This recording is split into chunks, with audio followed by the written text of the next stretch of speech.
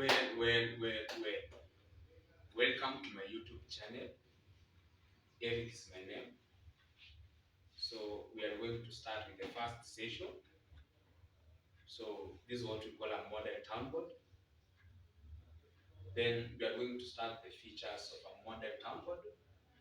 The first thing you need to know what's a model town board. So a model town board here is a representation of road network. So as you see here, a model town board is a representation of road network drawn on a board of major city in Kenya and East Africa used to teach the learners. So you need to understand what's a model town board. So a model town board is a representation of road network drawn on a board of major city in Kenya and East Africa used to teach the learners. Next, you need to know the features of a model town board. So features of a model town board is what you can see here. We are going to start with the roundabout. So this is what we call the roundabout. The roundabout is a circular intersection where you can get more than two vehicles meet at a point and then travel the different direction. Then you can get an highway. This board, we have two types of an highway. So an highway is a road whereby the vehicles are moving in the same direction. But we have two types of an highway. So we have a minor road and a major road. A minor road is a road that has got 3 lanes. Apart from that, the vehicles are moving the same direction. So this is a good example of a minor road. Then we have major road. A major road is a road that has got 3 lanes. Apart from that, the 4 lanes, A major road is a road that has got 4 lanes. Apart from that, the vehicles are moving in the same direction. So these are good example of a major road. Then you can have barabara in. Then we have avenues or road reserve.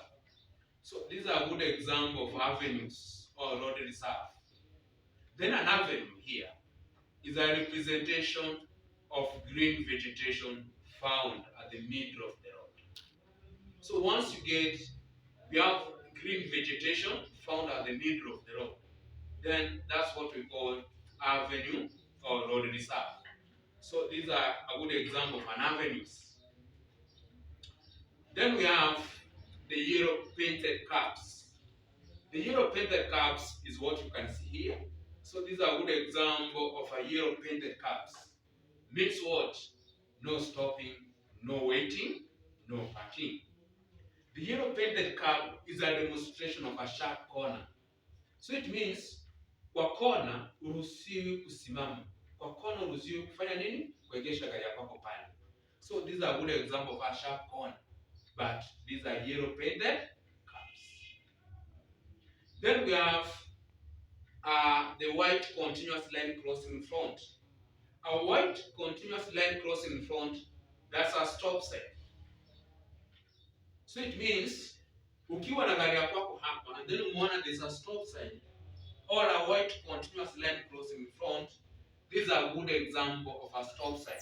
So it means you are supposed to stop as you give way for the right coming vehicle. So it means any vehicle coming from your right, you have to give way for the right coming vehicle.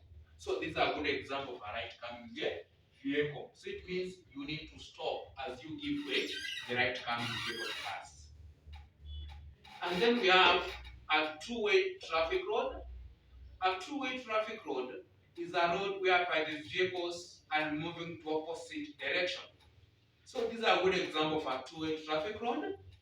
So these are a two-way traffic road whereby you can get the vehicles are moving to opposite direction. So utaona hii ina keep left ikiteremka hivi and then ina keep left ikipanda. So these are good example of a two-way traffic road. We have two types of parking. So it means we have control parking zone. control parking zone here is what you can see here. This is what we call control parking zone. Is reserved for only direct vehicles or saloon car. So control parking zone ni gari ndogo peke yake zinaruhusiwa kuegesha pale ndani. Therefore, we have rules and regulation zenye zinatusaidia kuegesha gari zetu pale ndani. We are going to do later on. And then we have flash parking. So these are a good example of flash parking. Kumbuka inaweza ikaitwa flash parking, but inaweza ikaitwa uncontrolled parking zone ama general parking. Flash parking there is mostly reserved for all types of vehicles except what and what? Trailers and tractors. Therefore, we have rules and regulation which guides us in that point. The next feature, we have pedestrian crossing. Pedestrian crossing is what you can see here. This is a good example of a pedestrian crossing.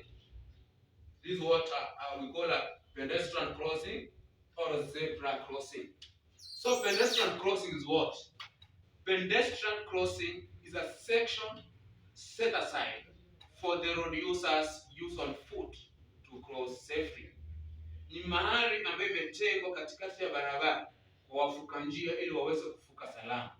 So that's what we call pedestrian crossing.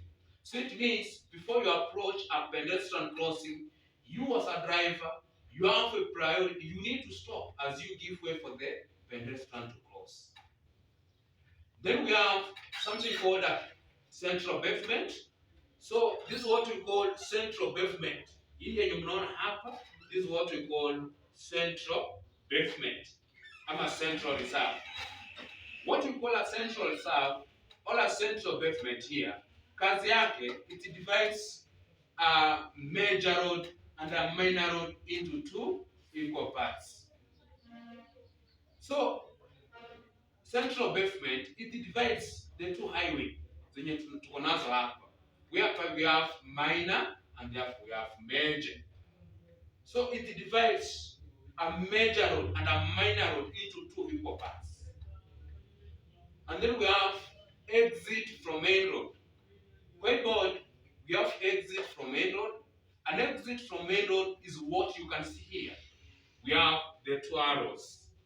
The two arrows, it represents an exit from main road. When do we use exit from main road? We use exit when you can get the roundabout is closed. Ama ukipata kuna jam lane 4, then you are allowed to use an exit. So it means in this board tutakufungia hapa ama maaskari watakufungia hapa wakati unakuwa tested for exam. So ukiona kwamba the innermost lane imefungwa, then you have a priority of using an exit. So this is what we call exit. Then utakuja ukanyage exit and then utaturn as you change direction. This is what we call exit from the road. The next feature, we have a giveaway sign. A giveaway sign in this point here will represent a giveaway sign like the white broken line crossing in front at a junction. So these are a good example of what a giveaway sign. So it means before you approach an highway, you need to slow down as you give way for the right coming vehicle to pass. So it means ukifika hapa, you have to give way for the right coming vehicle to pass before you approach an highway. And then you proceed if the road is clear. The next feature, we have the yellow continuous line. The yellow continuous line is a representation of a two-way traffic road. So once you see there is a yellow continuous line at the middle of the road, that's a representation of a two-way traffic road. A two-way traffic road, bado jina ingine inaweza ikaitwa a single carriage road. So these are a good example of a yellow line. A yellow line, we have the yellow continuous line and a yellow broken line. So a yellow continuous line means you are not allowed to overtake, you are not allowed even to change lane. Remember, where can you people to get the yellow continuous line? at a sharp blow for hill kwa mlima kali, at a sharp bend kwa kona kali, near the pedestrian crossing where you are not allowed to overtake. Then we have the yellow broken. The yellow broken, it means you are not allowed to overtake. No, you can overtake or you can change lane. Sorry. The yellow broken, you are allowed to overtake. So these are good examples of a yellow broken line. The next feature, we have pavement or a street. So this is what we call pavement or a street. A pavement is a representation of buildings and vegetation found along the road. So that's what we call pavement or a street. So then we have traffic island. A traffic island here is a green patch found at the center of the roundabout. So this is a good example of a traffic island. Then we have the innermost lane. The innermost lane is mostly found at the roundabout. So this is a good example of what? The innermost lane. We have spaces.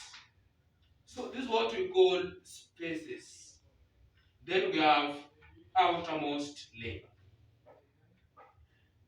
The innermost lane here is used to make U-turns. This is the only lane that you are allowed to make U-turns. But spaces, you are not allowed to make U-turns. The only thing you can do, you can go straight, or you can turn right, or you can turn left. But ukikuja hivi, and then you approach lane 2 because lane 2 is a space, and then you start making U-turns, that's a mistake. Once you approach the third lane because the third lane is a space, and then you make U-turns, that's wrong. But once you approach the innermost lane and then you make U-turns, that's right. Because of what? The main purpose of the innermost lane is used to make U-turns. So those are the features of a model town board. So Kenyans, I want to welcome you all. I'd like you to like, share, and leave a comment. Thank you for watching my channel.